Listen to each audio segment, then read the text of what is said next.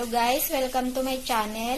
Ngayon ay magluluto tayo ng adobong buto-buto ng manok, atay ng manok, at saka balon-balonan ng manok.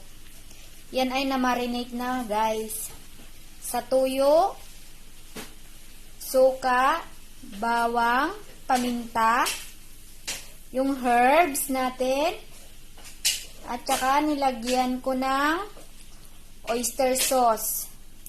I-marinate natin siya guys ng mga 1 oras para mas masarap siya. Yan.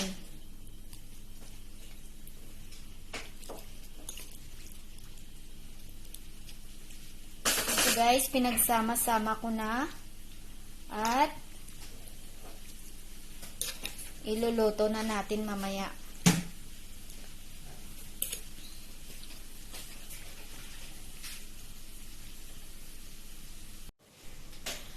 After 30 minutes of marination, dadagdagan ko siya guys ng olive oil. Yan.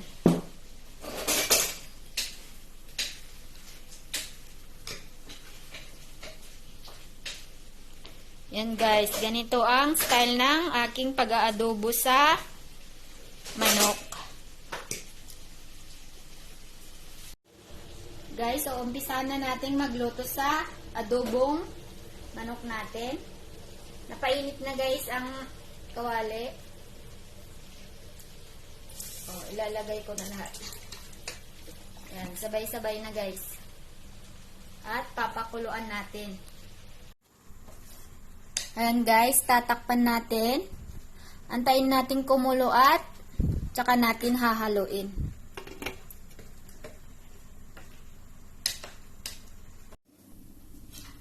Yan guys, pagkaraan ng ilang minuto, i-check na natin. Yan, kumukulo na. Pwede na natin siyang haluin. Yan. At muli na naman nating takpan at antayin nating maging konti lang yung sabaw.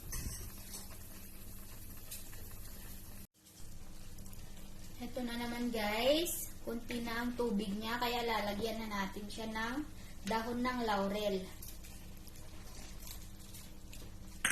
Yan, para mas lalong bumango.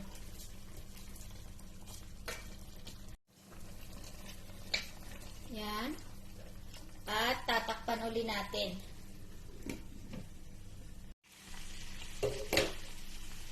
Yan guys, after na 15 to 20 minutes, eto na siya, wala na siyang tubig. At yung mantika na lang. Yan. It's almost done na guys. At pwede na nating patayin ang apoy. Yan guys, eto na yung adobong manok natin. Ready to eat na.